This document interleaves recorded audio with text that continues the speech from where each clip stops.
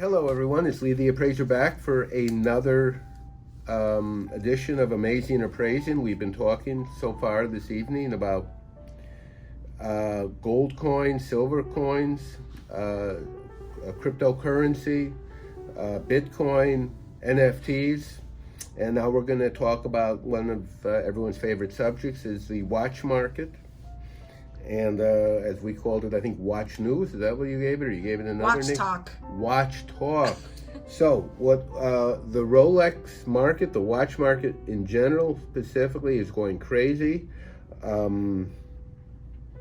number of very, very strong indications that the market has continued to go strong. We bought recently, I don't have it here, but we bought a couple other co-branded watches, Tiffany Patek Philippe's, which we love. We handle those. Here we're wearing a Hublot. It's called the Big Bang, one of the more popular designs Hublot made. They made this design probably about 10 years ago or so. It still sells today, very, very popular. What I have here is, let me tell you about a little Rolex. Rolex, of course, is very strong in demand.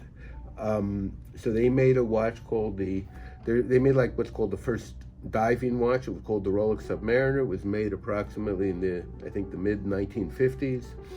It got a lot of fame and claim as Sean Connery portrayed a character, James Bond, the English secret agent 007, in his first movies, which started in the early 1960s, and he wore that watch in those first movies. Rolex subsequently made a watch. They took that Submariner watch and they always tweak it and add to it and make it better, etc., etc.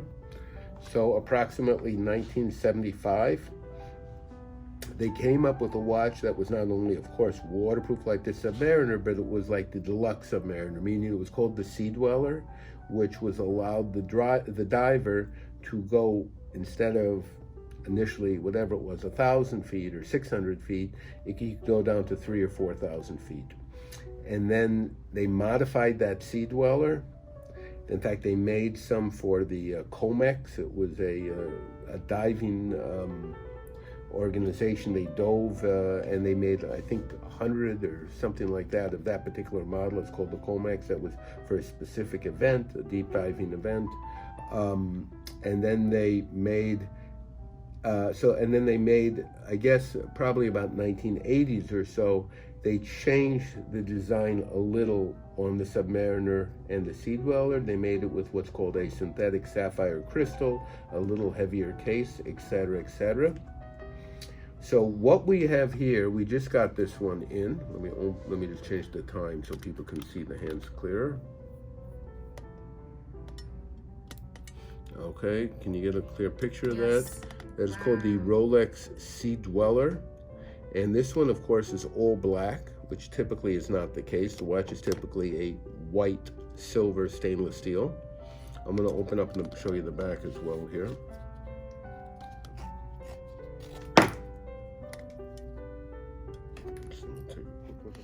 On the back, it says here, it says special boat service by Strength and Guile, with a picture of a bird there. And this was made by a private manufacturer. I believe, my understanding is they only made a maximum of 100 of these, maybe even 50. And this is number 2002, pretty cool. Cool. So it's the second one they ever made. It says Stealth right above the Sea Dweller design there. It has a ceramic, a PVD black casing and a beautiful ceramic insert bezel. This was made a few years ago by Custom Design, and it's called actually the Sea Dweller 2. So this was a privately enhanced Rolex, means they took the regular Sea Dweller and they changed the features on it just a little. Okay, so this is very, very cool. We just got this in. I think the buyer paid like $25,000 for this when he bought it a few years ago. So we have this one available to our clientele if they're interested. We have a couple vintage Sea Dwellers. We have some ones that are basically new. This is a great watch to get. We can actually retail it for, in many cases, less than the Submariner. So we have a couple in stock. I always love this watch. I think it's great. And one of my personal favorites. It's stronger and more durable than the Submariner, which is considered to be by many the most durable and strongest watch in the world. So anyhow, so we're just going to continue the fact that Rolex, Patek, Audemars, and a number of brands have been, the demand has been strong and continuing, and the price have been escalating. The market has just been going higher and higher.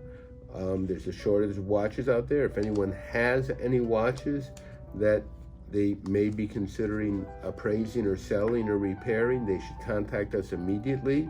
In most cases, you guys are going to be very, very pleasantly surprised by the amount of money we can pay you for some of these watches that you paid considerably less for. We have bought some Rolex watches that people have bought in the 1960s and 70s for hundreds of dollars, and we've paid them many thousands and thousands.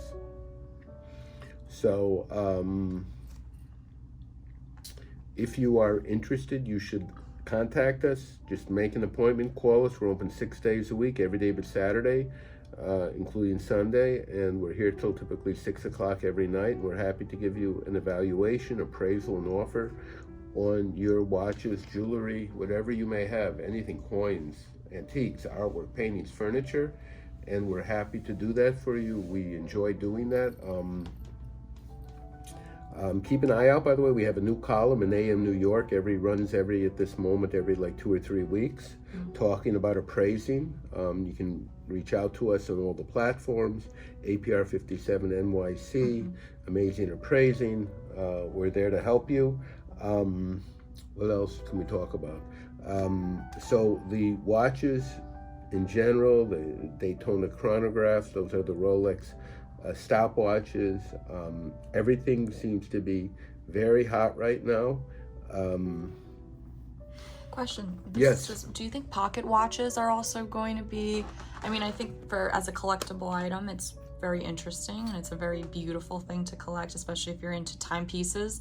But do you think that in today's market that pocket watches are a hot item or a semi-hot item? Well, we're going to say like this. I would say that most of the items that are hot are things that people feel they can use and wear and show, okay? Even if they're not going to do that necessarily, or be cautious and careful about wearing a $100,000 watch. People will do wear it, they can get it insured, etc. So they do that. Pocket watches have, in general, fallen a little out of favor over the last number of years. We probably have 5,000 in stock. The vast majority we have are regular pocket watches. We do have several hundred that we're going to call as very high-end rarities, whether they're Cartier pocket watches with jewels, Tiffany ones with unique design, Patek Philippe's that have what they call minute repeaters that make the sounds every minute. Those were actually done for the royalty in Paris years ago, that they didn't have electricity, so they wanted to know the time. So you would push the button, it would chime, and it would chime on the quarter of the hour, on the half hour, or on the minute. And you would know the time just by listening to it. So those are complicated. So complicated pocket watches have always been popular and in vogue, and if there's something unusual about them. But the regular pocket watches, most people, there's very few people, Miss Blue, today that dress the way that would be conducive to wearing a pocket watch. Agreed, so that would mean the man typically in a three-piece suit with a bow tie or a button-down collar, with a nice vest, and the vest would have a chain, and when you asked him what time it was, he would pull out a pocket watch from his vest or from his pants pocket that was on a beautiful, what they call fob, which is the professional term for the chain that holds the pocket watch, and pull it out, and he would be smoking a pipe or something along those sorts, and because Miss Blue, it is 6:15. But he'd be like, every hair would be meticulously in place. He would just have gone to the barber. His shoes would be spotless and shined and leather, not sneakers. I mean, everything would be just. We have a client like that, by the way. I don't know if you.